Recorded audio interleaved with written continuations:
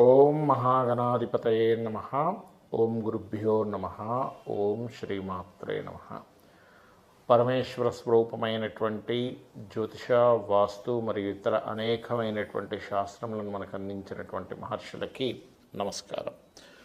హయగ్రీవ హయగ్రీవ హయగ్రీవేతియో వదేత్ తస్య నిస్సరతే వాణీ జహ్నుకన్యా ప్రవాహవత్.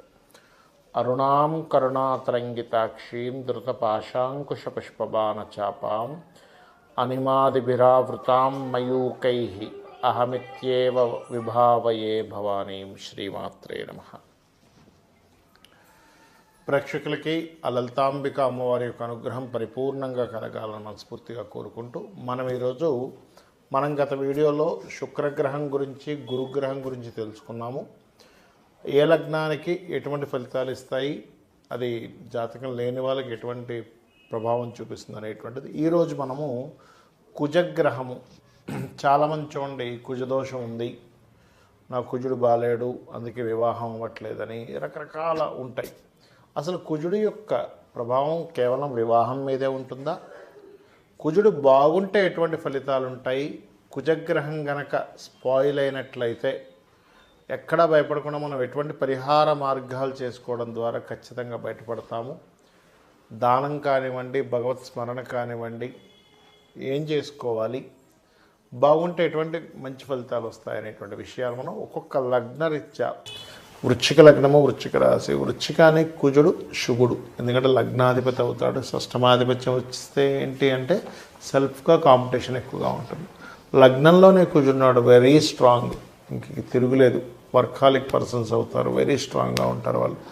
కానీ రెండులోకి వెళ్ళి కూర్చున్నాడు, అదే కుజుడు అనుకోండి. ఉదాహరణకి వీళ్ళకి ఏంటంటే ఒక దగ్గర ఉండకుండా కుటుంబంతో చిన్న చిన్న ఘర్షణల వల్ల దూరంగా వెళ్ళడం జరుగుతుంటుంది. బట్ కుటుంబంతో ఘర్షణ ఉన్నప్పటికీ రెండో స్థానంలో ఉన్నందుకు కొంచెం వీళ్ళకి ఫైనాన్షియల్గా కూడా కుజ సంబంధంగానే వస్తూ ఉంటాయి.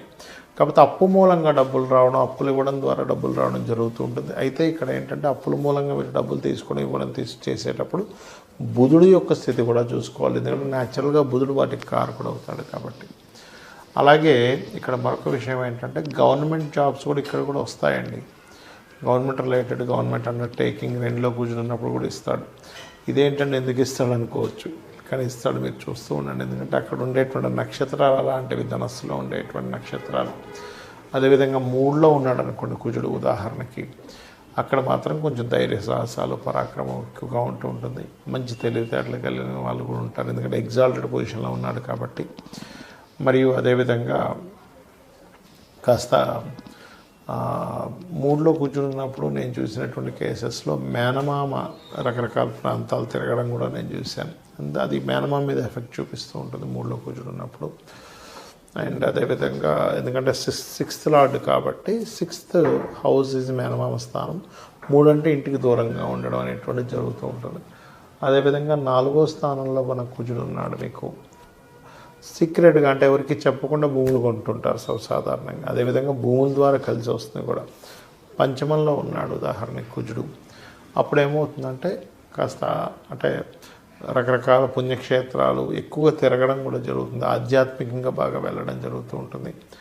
6లో ఉన్నాడు అనుకోండి కుజుడు ఉదాహరణకి, అప్పుడు మాత్రం జరిగేటువంటి ఫలితాలు ఏమిటి అని చెప్పి చూసుకున్నట్లయితే పర్టికులర్గా ఇక్కడ 6లో ఉన్నప్పుడు కొంచెం సిబ్లింగ్స్తో చిన్నపాటి శత్రుత్వాలు ఇస్తున్నప్పటికీ కొంచెం డైలీ లైఫ్లో కొంచెం అగ్రెసివ్గా కొన్ని నిర్ణయాలు తీసుకోవడం జరుగుతూ ఉంటుంది. 7మంలో కుజుడు ఉంటే ఇక్కడ మీరు భయపడాల్సిన పని లేదు, ఎందుకంటే ఈ లగ్నానికి శుభుడు, ఈ విషయం గుర్తుపెట్టుకోండి. మరి 6వ అధిపతి కూడా అవుతాడు కదా అంటే 6వ అధిపతి అయినప్పటికీ ఈ లగ్నానికి శుభుడు కాబట్టి భయపడాల్సిన పని లేదు.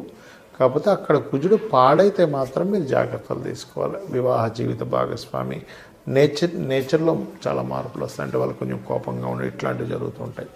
కానీ అదే కుజుడు కనుక 8వ స్థానంలో ఉన్నాడు ఉదాహరణకి, 8మంలో కుజుడు ఉన్నప్పుడు ఏంటంటే పర్టికులర్గా ఇక్కడ మీరు షష్టమాధిపతి అష్టమం అనేటువంటి కాన్సెప్ట్ ఉంటుంది. ఇది విపరీత రాజయోగం కాబట్టి ఇక్కడ కూడా మీకు గవర్నమెంట్ జాబ్స్ వచ్చే ఛాన్సెస్ ఎక్కువగా ఉంటాయి. భాగ్యంలో నీచ పొందుతాడు కాబట్టి కాస్త తండ్రి విషయంలో కొంత జాగ్రత్తలు తీసుకోవాలి. 10మం కూడా మీకు ఉద్యోగ సంబంధించిన విషయంలో సహకరిస్తుంది. లాభ వ్యయ స్థానాల్లో మాత్రం కొంచెం వివాహ జీవిత స్థానాల్లో కొంచెం జాగ్రత్త చూసుకుంటూ మీరు ఎక్కువగా సుబ్రహ్మణ్యేశ్వర స్వామి ఆరాధన మరియు దత్తాత్రేయుడు ఆరాధన చేయండి, అన్ని విధాలా బాగుంటుంది. ఈ కుజగ్రహ సంబంధించిన విషయంలో అనేక మందికి చాలా అపోహలు ఉన్నాయి. ఏమిటంటే లగ్నానికి శుభులు పాపులు అనేటువంటి కాన్సెప్ట్ తెలియక లగ్నం నుంచి ఎక్కడున్నా కుజుడు పాపనే అనుకుంటున్నారు. కాదు, ఒకటి గుర్తుపెట్టుకోండి, మనకి పరాశర మహర్షి చెప్పినటువంటి శ్లోకాల్లో సర్వే త్రికోణ నేతారో గ్రహా శుభఫలప్రదాహ అని చెప్పడం జరిగింది. అంటే త్రికోణాధిపతులు కనుక అయినట్లయితే వాళ్ళు శుభ ఫలితాలు ఇస్తారు. అంటే ఏ లగ్నానికి శుభులు అసలు కుజుడు తీసుకుంటే మేషము, కర్కాటకము, సింహము, వృశ్చికము, ధనస్సు, మీన లగ్నానికి శుభుడవుతాడు. ఎందుకు? మేష లగ్నానికి లగ్నాధిపతి, కర్కాటకానికేమో పంచమాధిపతి, సింహానికి భాగ్యాధిపతి, వృశ్చికానికి కూడా లగ్నాధిపతి అవుతాడు, ధనస్సుకేమో పంచమాధిపతి, మీనానికి భాగ్యాధిపతి. త్రికోణాధిపత్యాలు వచ్చాయి కదా. మరి మిగతా ఏ లగ్నాలకి పాపులు అవుతారు అంటే వృషభం సప్తమాధిపతి మారకుడు అవుతాడు, మిథునం షష్టమాధిపతి అవుతాడు, కన్య తృతీయ అష్టమాధిపతి అవుతాడు, అదేవిధంగా తుల ద్వితీయ సప్తమాధిపతి అవుతాడు, మకరం చతుర్థ లాభాధిపతి. మరి లాభం వచ్చింది కదండి అంటే అలా కాదు, కోణాధిపత్యమే రావాలి. అదేవిధంగా కుంభం తృతీయ దశమాధిపతి. అయితే ఇక్కడ మీరు అర్థం చేసుకోవాల్సింది ఏంటంటే లగ్నానికి శుభుడైనా పాపైనా ఒక్క విషయం, ఆ గ్రహము ఉన్న ప్లానెట్ ఎక్కడైతే ఉందో అక్కడ బాగుందా బాగాలేదా. ఎలా అంటే ఒక్కోసారి చూడండి, మనకి మన ఇంట్లో పర్సనే వ్యసనాలకు గురయ్యాడు, అంటే రకరకాల డ్రింకింగ్స్ కానీ వాటికి వీటికి హ్యాబిట్స్ గురైపోయాడు. ఇంట్లో ఉన్నటువంటి ధనాన్ని కూడా దొంగతనం చేసి తీసుకెళ్ళి అక్కడ ఆ వ్యసనాలు గురవడం వల్ల వాటికి ఖర్చు పెట్టేస్తాడు.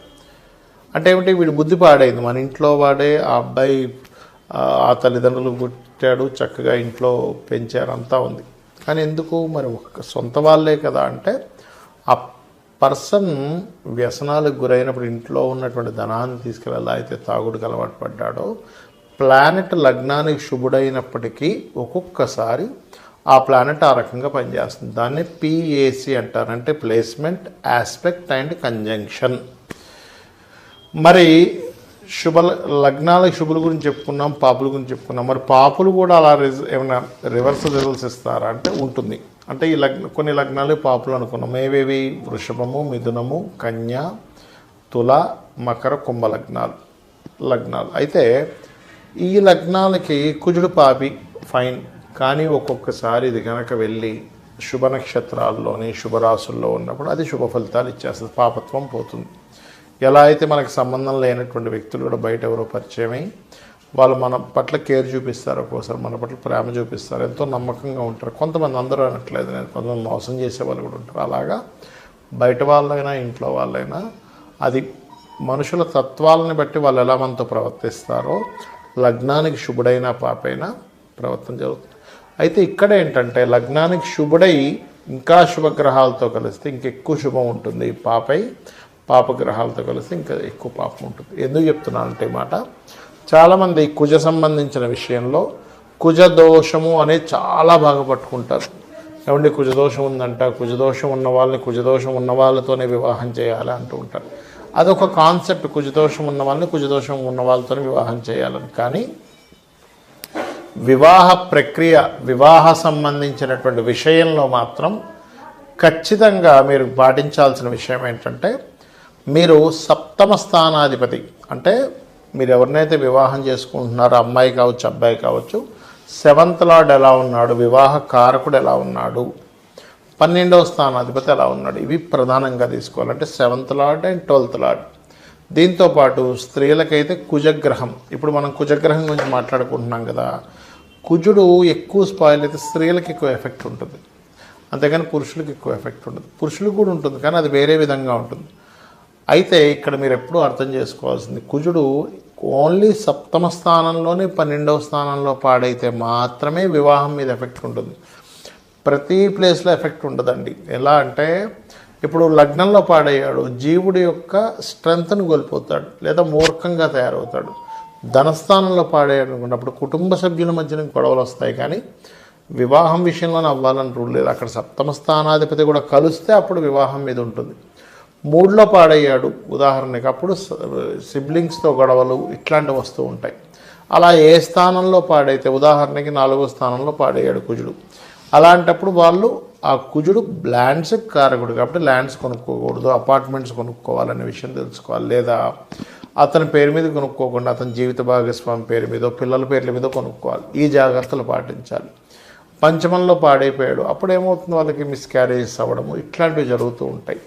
లేదా పుట్టిన పిల్లలు చాలా కోప స్వభావంగా ఉండడం. అలా ఏ ప్లానెట్ అంటే కుజుడు ఎక్కడికి వెళ్ళి పాడై ఉన్నాడు, ఆరైతేనేమో ఈ యొక్క శత్రుత్వాలు ఎక్కువగా పెరగడం, శత్రువుపై జయం, అంటే శుభత్వం పొంది 6లో ఉన్నాడు అనుకోండి శత్రువుపై జయం ఉంటుంది.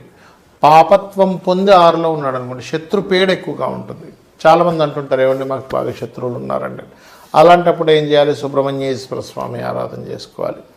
అదేవిధంగా మీకు సప్తమంలో 12లో ఉంటే వివాహం మీద చూపిస్తుంది ఎఫెక్ట్ అన్నాను కదా, అలాంటప్పుడు చక్కగా మీరు గోవుకి క్యారెట్స్, బెల్లము తినిపించడము ఇవి చేస్తున్నట్లయితే, ముఖ్యంగా కుజుడు శని కలిసి ఉన్నారనుకోండి, గోవుకి బెల్లము క్యారెట్స్ తినిపించినట్లయితే తొందరగా దాని యొక్క ఉపశమనం అనేటువంటి లభిస్తుంది. అదేవిధంగా కొంతమంది కుజదోషం కాస్త కుజదోషంలా కాకుండా సర్పదోషంగా మారుతుంది రాహుతో కలిసినప్పుడు. అలాంటప్పుడు రాహుకేతులు పూజ చేయించుకోవడము, కుజ రాహుకేతు గ్రహాల దగ్గర దీపారాధన చేయడము ఇవి చేస్తూ ఉండాలి. ముఖ్యంగా సుబ్రహ్మణ్యేశ్వర స్వామి క్షేత్రాలకు వెళ్తున్నట్లయితే కూడా బాగుంటుంది. అయితే ఇక్కడ ఏంటంటే మనకు ఆయుష్ని శని భగవానుడు ఎలా ఇస్తాడో కుజుడు కూడా ఆయుష్ని నిర్ధారణ చేస్తూ ఉంటాడు. ఎందుకంటే లగ్న అష్టమాధిపతి కుజుడు బాగా పాడయ్యాడు అనుకోండి, అందుకే చూడండి సడన్ డెత్స్ అంటూ ఉంటాం.